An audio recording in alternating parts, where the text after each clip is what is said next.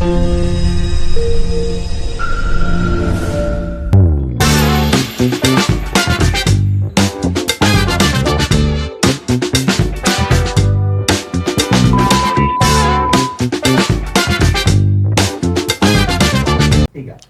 Sobat Cindo, wong kita galo dimanapun berado. Selamat datang di podcast Cindo. Senang sekali kami hadir kembali menemani Sobat Cindo di podcast Cindo, cerita insan pendidikan wong kita galo. Saya Diana Kawati yang akan menemani Sobat Cindo pada podcast kali ini. Hari ini kita akan membahas sebuah topik yang sangat strategis, yaitu transformasi pendidikan dasar dan menengah yang ada di Indonesia. Kita akan melihat bagaimana kebijakan bukan hanya dirancang, tetapi juga diimplementasikan sehingga berdampak bagi semua, sehingga terwujud yang kita namakan pendidikan bermutu untuk semua. Sobat Cindo, saat ini kita kedatangan tamu yang sangat istimewa. Beliau adalah Wakil Menteri dari Kementerian Pendidikan Dasar dan Menengah, Bapak Profesor Atif Latiful Hayat. Assalamualaikum Bapak. Waalaikumsalam warahmatullahi wabarakatuh. Terima kasih Bu Dian. Iya, selamat datang di podcast Cindo. Cindo itu apa? Cindo itu adalah bahasa dari Sumatera Selatan. Ya. Artinya cantik. Oh, cantik ya? Iya. Oh, kalau ganteng, cinteng. Kalau ganteng, belaga. Oh, belaga. Belaga nian artinya ganteng nian. Cindo nian, cantik nian. Nah, Cindo itu adalah akronim yang seperti yang saya sampaikan tadi Bapak. Cerita, cerita, I insan, pendidikan, wong kito galo. Oh. Palembang, wong kito galo. Galo itu apa artinya? Semua. Bukan galak ya Bapak, bukan galak, tapi galo. Baik, Bapak. Jadi ini izin saya bisa panggil Pak Prof, Pak Atif atau? Oh iya, boleh aja Pak Atif, boleh. Oke. Kemana yang enak, baik Bapak. Ya, Bapak, sebelum kita nanti diskusi terkait dengan ragam program kebijakan prioritas Kemendikbudrismen, saya ini sempat ngebaca profil Bapak. Jadi Bapak ini memang pembelajar sepanjang hayat nih Bapak. Jadi nama saya kan Latiful Hayat. Oh iya, oke. Berarti cocok ya Bapak ya, sesuai dengan doa Ibu dan Bapak gitu ya, pembelajar sepanjang hayat. Jadi Bapak kuliah di Pajajaran, Universitas Pajajaran hingga Kemones University, isn't it? Betul Bapak? Betul. Oke. Nah, dari pengalaman belajar Bapak yang very long, kira-kira pengalaman apa yang sehingga bisa membentuk cara pandang Bapak terkait dengan sistem pendidikan yang ada di Indonesia? Bagaimana Bapak? Ya. Silakan. Jadi kalau tadi saya diminta kesan secara individu personal ya. Pengalaman saya dikaitkan dengan penilaian saya terhadap sistem pendidikan di Indonesia. Memang pendidikan kita dalam beberapa hal, terutama terkait dengan sarana, kita kan masih banyak keterbatasan dan kendala. Namun dalam pengalaman saya, itu bukan dan tidak boleh dijadikan kendala yang kemudian kita memberikan penilaian bahwa kegagalan kita itu karena keterbatasan. Justru saya dari awal, dari kecil memiliki semacam perenungan dan pemahaman gitu ya, bahwa justru keterbatasan itu adalah modal bagi kita untuk menuju kesuksesan. Karena keterbatasan itu sebetulnya sesuatu yang alamiah dalam kehidupan kita. Tidak ada siapapun yang mereka memulai dengan ketersediaan segala. Jadi kesuksesan itu bagaimana kita memanage keterbatasan. Itu saya alami, saya lakukan, saya nikmati, dan itu menjadi modal bagi kreativitas saya karena keterbatasan. Iya. Orang kalau segalanya sudah tersedia, itu akan menumpulkan kreativitas. Menumpulkan kreativitas. Jadi saya dulu sekolah SD, jalan kaki, kemudian SD-nya juga tidak punya ruang kelas. Oke. Jadi Baik, SD Bapak. saya SD negeri, tapi menumpang sampai selesai kelas 6. Itu Oke. menumpang di madrasah. Numpang di madrasah, sekolah Madrasah. negeri yang menumpang di madrasah. sampai saya Baik. selesai. Sampai dengan selesai. Iya. Oke. Jadi ketika saya masuk kelas 1 SD, Iya, Bapak. itu siswanya sekitar 35. Lu Tapi pas sudah kelas- melewati standar, Bapak? Iya. Waktu itu. Dulu waktu itu. Tapi ketika kelas 6 tinggal 9. Tinggal 9. Tinggal 9. Ah. Nah, Mungkin Bapak tahu kenapa kok terjadi pengurangan jumlah siswa? karena kultur ya. Kultur. Pertama mungkin waktu itu Mhm. kan mereka yang dipentingkan cepat bisa membantu orang tua, Cepat bekerja, Bapak. cepat bekerja. Iya, betul.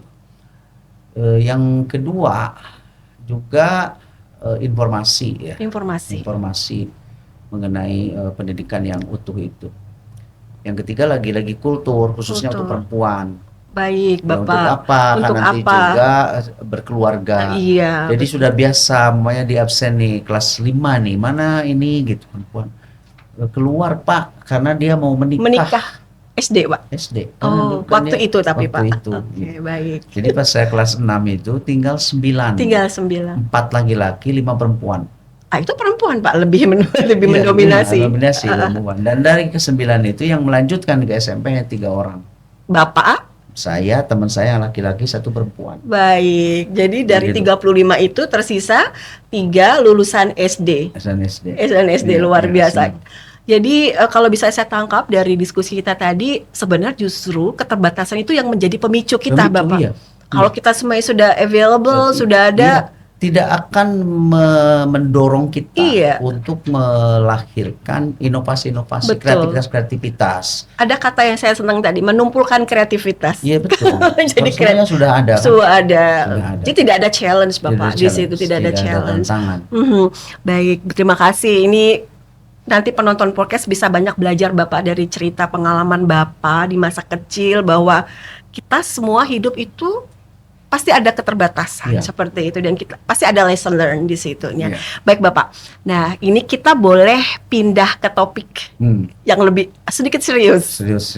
Serius sedikit Bapak terkait dengan program prioritas Kemendikbudrismen. Mungkin saya coba dulu mulai dari sistem penerimaan murid baru. Nah, ini saya kok pengen minta pandangan Bapak. Bagaimana sih evaluasi SPMB tahun 2025 ke 2006 ya Bapak? Karena sih tujuan dari SPMB ini sesungguhnya adalah kita mencoba untuk menjamin transformasi dan berkeadilan Bapak. Berkeadilan bagi semua calon peserta didik. Ini kalau menurut Bapak seperti apa? Iya. Nah tadi kan kita berangkat ya semuanya program itu dari visi misi yang sudah ditetapkan yaitu untuk mewujudkan pendidikan bermutu untuk semua. Betul. Nah, bagaimana nih implementasinya terkait dengan sistem penerimaan murid baru atau SPMB? Ya. Jadi ruhnya itu dari pendidikan untuk semua. Oke. Jadi kesetaraan akses. Kesetaraan akses. Jadi dengan SPMB ini bukan saja kesetaraan akses, akan tetapi juga mereka harus dapat pendidikan yang bermutu. Gitu. Bukan saja dia punya akses untuk sekolah, tapi sekolah juga didorong untuk semuanya memiliki kualitas dan mutu yang sama. Gitu. Baik, Bapak. Nah, evaluasi sementara nih dari yang kan sebetulnya bukan pertama ya. Iya, betul. Hanya kita melengkapi sistem penerimaan yang sebelumnya ada. Jadi kekurangannya kita lengkapi, yaitu diperluas ya dari asalnya zonasi menjadi domisili. Nah ini yang tampaknya ya dari kemarin itu di samping ada beberapa kendala teknis, tapi secara keseluruhan itu berjalan dengan baik. Ada beberapa yang menjadi PR. Pertama adalah pemahaman mengenai domisili itu. Jadi dipahami hanya urusan jarak. Padahal filosofinya adalah mendekatkan sekolah. Baik, Bapak. Begitu, mendekatkan sekolah. Ya. Jadi bukan sebaliknya. Jadi supaya mereka itu sekolah supaya dekat. Gitu. Yang kedua, dari evaluasi kemarin itu pihak pemerintah daerah khususnya itu agak terlambat ya membuat petunjuk teknis. Oh iya, baik. Baik. Nah, yang ketiga, tadi kan soal petunjuk teknis ya. Nah, yang ketiga itu kendalanya adalah pemahaman orang tua ya. Pemahaman orang tua SPMB ini. Betul, Bapak. Jadi kita akan menggeser dari tidak semata-mata kompetisi juga domisili. Kalau kompetisi memang adil bagi mereka yang memiliki prestasi. Nah, tapi kan bagi yang tidak, nah, itu agak kurang. Nah, sekarang dengan SPMB itu kita gabungkan kompetisi dan domisili. Oke, baik Bapak. Jadi pendidikan bermutu itu artinya kita tidak hanya memastikan semua anak sekolah, Bapak, tapi kita jangan sampai kita mengabaikan mutu. Jadi seperti itu. Jadi sekolah tapi bermutu. Jangan asal sekolah saja, tapi ketika sekolah mereka tidak memiliki kapasitas apapun seperti itu, Bapak. Dan ini pesannya nih, Mbak Dian ya, pesannya agar semua sekolah itu dengan sistem penerimaan murid seperti sekarang, mereka harus berusaha untuk memiliki standar mutu yang sama. Baik. Sehingga nanti kita bersekolah itu bukan di mana kita bersekolah, tapi bagaimana cara kita belajar. Kan semuanya sudah sama. Iya, betul. Karena tadi yang terlewat ya, yaitu soal kerjasama dengan sekolah swasta. Kerjasama dengan swasta ya. Kan negeri punya keterbatasan. Daya tampung. Semua bisa ditampung. Iya, daya tampungnya terbatas ya Bapak kalau negeri, betul. Nah, makanya sekarang swasta itu didorong untuk memiliki kualifikasi yang sama, mutu yang sama. Ya. Oleh karena dalam SPMB itu para penyelenggara penyelenggara pendidikan yang diselenggarakan oleh masyarakat dalam hal ini adalah swasta ya Bapak ya. Itu harus menjadi bagian dalam SPMB ini. Betul. Jadi tidak boleh terjadi ada swasta yang kosong, nah, kemudian terjadi modus-modus yang tidak baik dari sekolah negeri dengan mengajukan dispensasi untuk penambahan jumlah siswa, rombel gitu ya. Ya, jadi memang kita seakan ada semacam asumsi gitu, seakan-akan SPMB itu sistem penerimaan murid baru untuk di negeri saja. Padahal SPMB juga untuk sekolah swasta ya Bapak, karena kalau bisa yang tidak tertampung di sekolah negeri itu nanti bisa didistribusikan di sekolah swasta. Dan yang tidak boleh kita lupakan adalah bahwa kita kepengen mau sekolah negeri, mau sekolah swasta itu punya standar yang sama, baik dari gurunya, kualitas pembelajarannya, tata kelolanya, itu sama. Kalau kita hanya fokus di negeri, kasihan juga di swastanya ya Bapak, karena mungkin kita lihat banyak sekolah swasta yang mungkin tidak sama standarnya dengan negeri. Baik Bapak, luar biasa. Jadi ini saya menangkap banyak pesan ya, bahwa SPMB itu yang sekali lagi saya ulangi ya Bapak, adalah berkeadilan. Anak harus sekolah, tapi tidak asal sekolah, tapi harus bermutu. Seperti itu.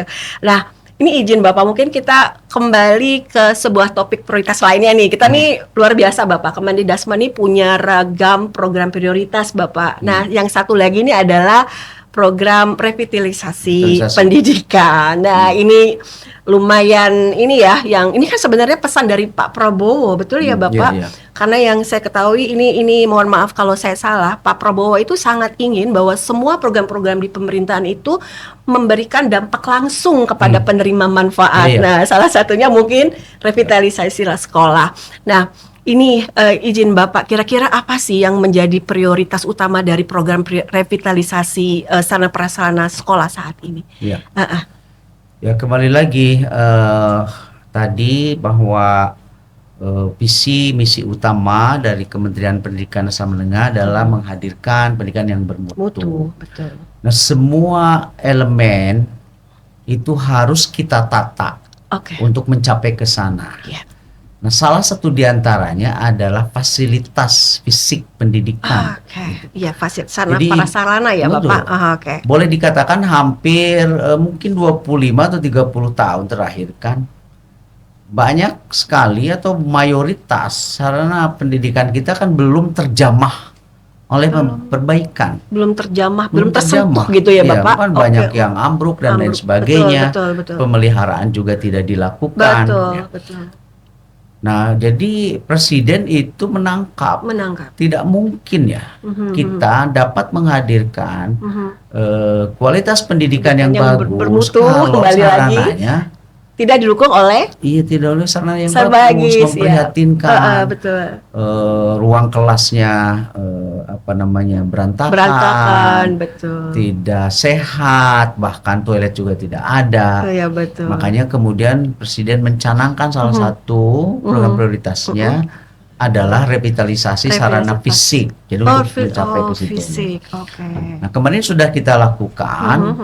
Itu hampir ya dengan skema swakelola.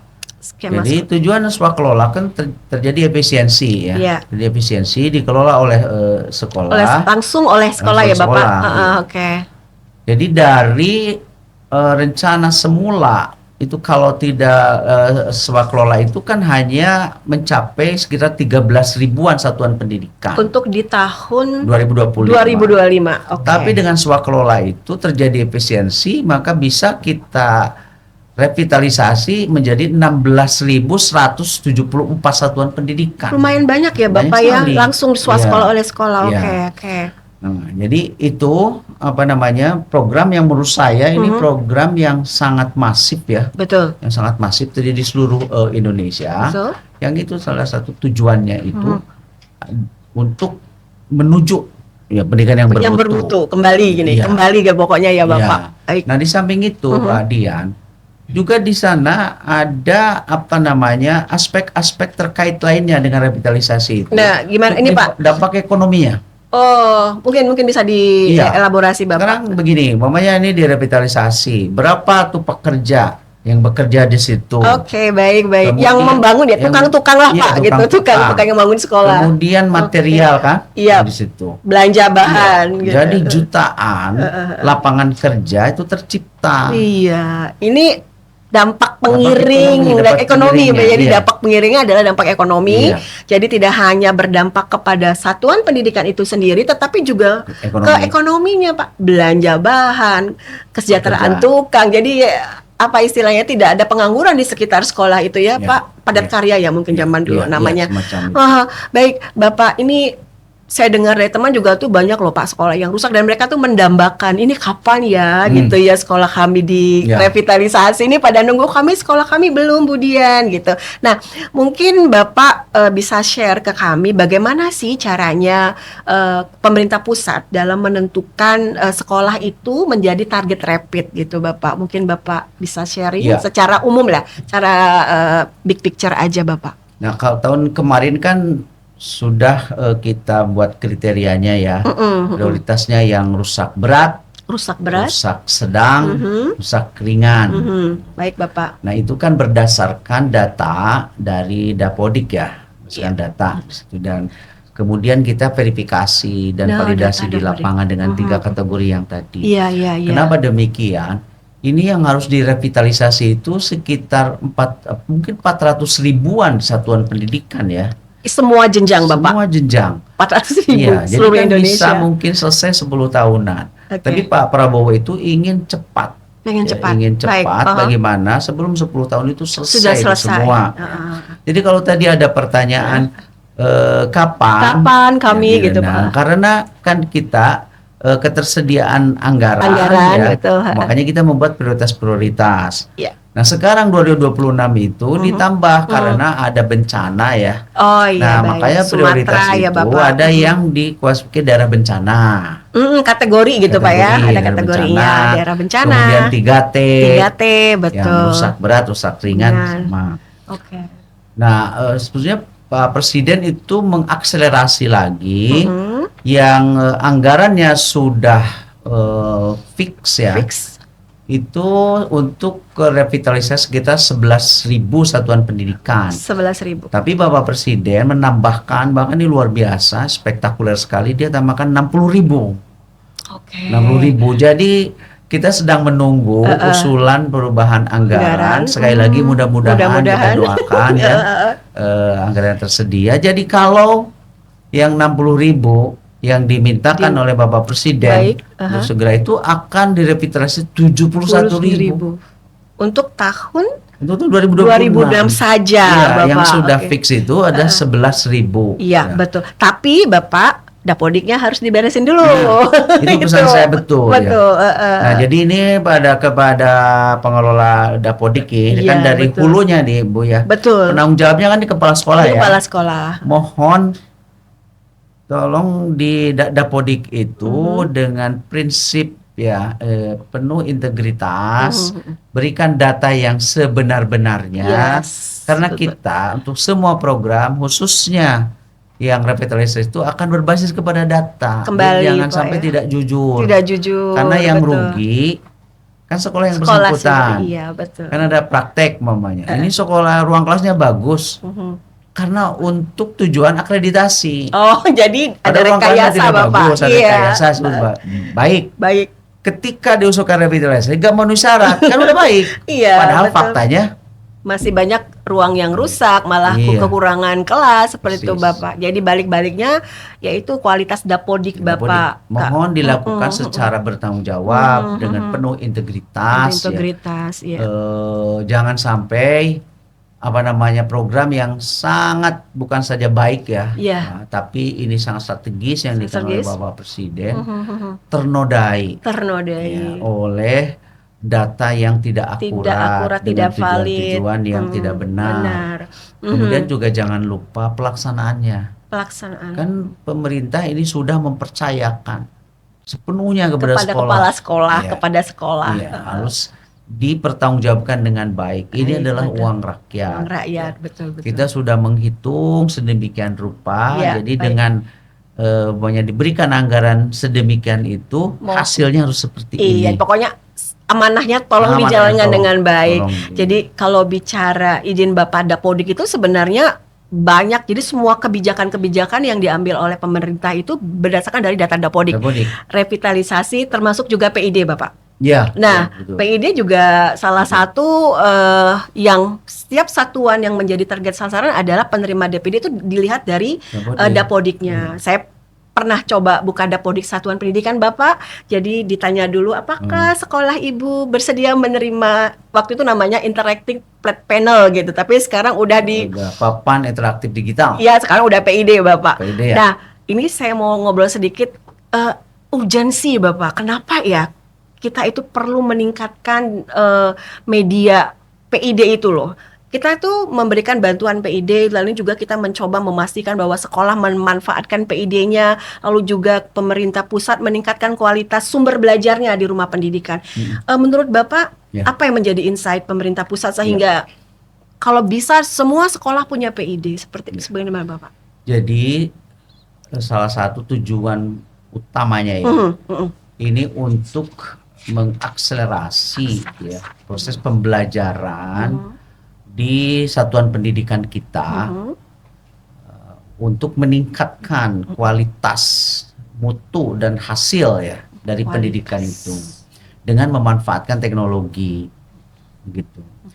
Yang kedua, ini juga salah satu upaya untuk memitigasi kesenjangan baik, Bapak. pendidikan di daerah-daerah 3T itu. Kan dengan memanfaatkan PID yang tadi semua guru akan memiliki sarana yang sama. Betul. Kan? Jadi tidak ada kesenjangan, sarana yang sama. Karena kan kontennya yang disediakan oleh rumah pendidikan kan memberikan konten yang sama, akses yang sama. Betul. Nah, itu yang pertama adalah untuk mempercepat tercapainya kualitas pendidikan dengan memanfaatkan teknologi. Yang kedua juga salah satu upaya untuk menghilangkan, memitigasi kesenjangan di daerah 3T. Jadi nanti tidak ada alasan lagi karena semuanya ya mendapatkan perangkat yang sama, konten yang sama. Iya, jadi tidak ada gap terkait dengan literasi teknologi. Mau kita di daerah 3T, mau kita di perkotaan, kita semua tidak ada kesenjangan kemampuan teknologi gitu ya. Dan ini Mbak Dian, belum lupa, ini harus dicatat ya. Ini PID itu bukan ditujukan untuk mengganti peran guru. Guru tidak akan bisa digantikan oleh teknologi. Betul, iya. Teknologi itu sarana yang digunakan oleh guru. Jadi bukan untuk menggantikan fungsi guru. Nah, karena juga teknologi memang di sini ada tantangan ya. Terutama bagi para guru senior. Kalau Budian kan belum senior ya. Sudah senior Bapak. Yang senior biasanya itu agak semacam apa ya? Gagap teknologi. Gagap teknologi itu. Betul. Nah, makanya ada komunitas belajar, jadi saling bantu ya untuk guru-guru muda. Yang biasanya mereka lebih cepat memahami itu untuk membantu guru senior. Betul ya, betul Bapak. Saya sepakat sekali. Pokoknya positioning teacher itu tidak akan bisa terganti oleh teknologi. Nggak bisa digantikan. Mungkin teaching bisa, tapi educate belum tentu Pak, seperti itu. Saya sepakat sekali. Makanya mungkin sekolah tadi Bapak sudah berpesan kalau bisa kita punya yang sedang dicanangkan itu kalau tidak salah hari belajar guru. Belajar guru. Jadi di hari belajar guru itu nanti guru bisa sharing bareng gitu ya. Yang guru-guru yang masih muda bisa sharing ya, saling ya coach membimbing gitu Bapak. Ya saya rasa itu sudah berjalan kok Bapak. Kami juga dan itu nanti PID-nya untuk tahun ini kan Pak Presiden itu sudah menjanjikan akan ditambah 3. Wow, tambah 3. Itu untuk satu sekolah Bapak. Satu sekolah. Luar biasa. Tepuk tangan buat Pak Presiden kita ya Bapak. Jadi satu sekolah akan mendapatkan 4 PID. Semua jenjang ya Bapak. Semua jenjang. Oke, iya. Dan nantinya tentunya pesan Presiden itu satu kelas 1. Satu kelas 1. Berarti kalau dia punya 30 rombongan belajar kayak di SMA bakal 1. Ya kita doakan ya sobat Cindo, semoga ini akan terwujud dan nanti ujung-ujungnya pendidikan bermutu. Bapak, last question. Ini yang sedang dilaksanakan minggu depan, TKA. Ini tes kemampuan akademik. Sebenarnya apa sih tujuan dari tes kemampuan akademik dalam sistem pendidikan kita saat ini? Karena kita kan punya selama ini kita tidak menggunakan tes kemampuan akademik ya, baru kebijakan yang sudah di-launching oleh Kementerian Pendidikan dan sejak tahun kemarin. Sebenarnya apa sih pesan dan esensi dari TKA ini Bapak? Ya, TKA ini kan bagian dari evaluasi. Jadi salah satu fungsi dari TKA itu untuk mengevaluasi capaian ya. Di sini capaian individu. Capaian individu. Nah, izin Bapak, ada yang bertanya terkait apa sih beda rapor pendidikan dengan TKA seperti itu. Dan ini kan jelas sekali ya Bapak, kalau rapor pendidikan sekolahnya. Rapor pendidikan itu kan institusinya, lewat sekolahnya. asesmen pendidikan sekolahnya. Kalau ini individunya, studentsnya. Nah bahkan sekarang Bu Dian, dengan TKA itu nanti asesmen akan disatukan. Asesmen nasional akan digabung dengan TKA. Jadi kan lebih efektif, lebih efisien, kemudian lebih valid. Selama ini kan untuk asesmen nasional yang tadi itu yang institusinya itu kan sampling ya. Sampling oleh murid. Sampling. Sekarang kan dia dengan disamakan dengan TKA itu bukan lagi sampling, udah populasi. Betul. Jadi akan lebih akurat. Pelaksanaannya lebih efisien, dilaksanakan bersamaan. Jadi banyak hasil TKA ini untuk mengevaluasi individu, bukan institusinya. Masing-masing siswa. Kemampuan masing-masing siswa Bapak. Itu kan tidak terkait dengan kelulusan. Kalau kelulusan kan itu satu otoritas satuan pendidikan. Kalau kelulusan saya garis bawahi itu otoritas di satuan pendidikannya. Tapi kita butuh peta terkait kemampuan individu siswa di sekolah tersebut. Betul Bapak. Kemudian juga dia sebagai validator. Fungsi dari TKA itu ya sebagai validator yang diraport.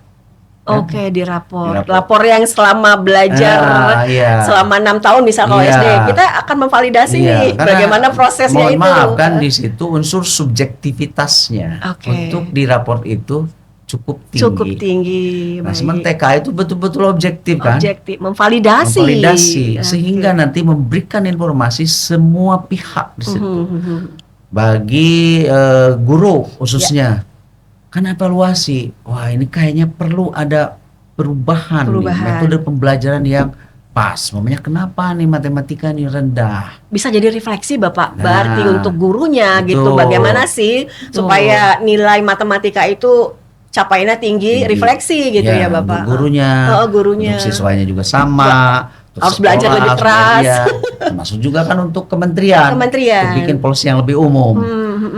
Nah, kemudian ada fungsi tambahan juga, itu bisa dijadikan pertimbangan untuk masuk ke jenjang pendidikan yang di atasnya. SD ke SMP, SMP ke SMA. Sampai ke universitas Bapak? Nah, di universitas juga dapat jadikan bahan pertimbangan. Sebagai referensi. Iya, sebagai referensi. Sekarang belum semua universitas, tapi ada beberapa universitas yang sudah mulai menggunakan. Karena itu lebih objektif. Ya. Nah, saya katakan tadi itu kan sebagai validator. Kan rapor masih digunakan. Masih rapor rapor. Validator. Nah, kita punya TKA nih, hasil TKA gitu untuk memvalidasinya. Ya, baik Bapak. Ini luar biasa sekali ngobrolnya. Jadi kita udah ngobrol dari hulu ke hilir terkait dengan program prioritas yang memang menjadi fokus Presiden kita Bapak yang dilaksanakan oleh Kementerian kita Bapak, Kementerian Dasar. Ya, jadi tadi kita sudah diskusi terkait dengan SPMB gitu.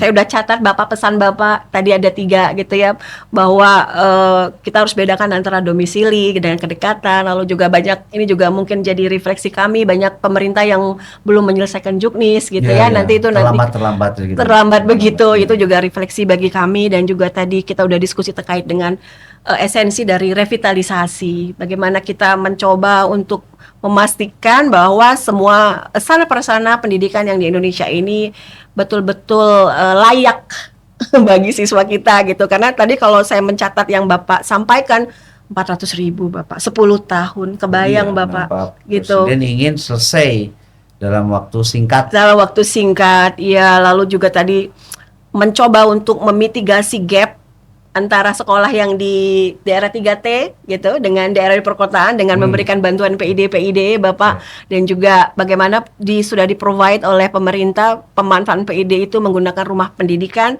Nah, lalu yang terakhir tadi kita diskusi terkait dengan apa tadi Bapak, TKA. Ini TKA minggu depan Bapak, yang SD ya kalau tidak salah, SMP sudah. Jadi mungkin minggu depan adalah TKA di jenjang SD.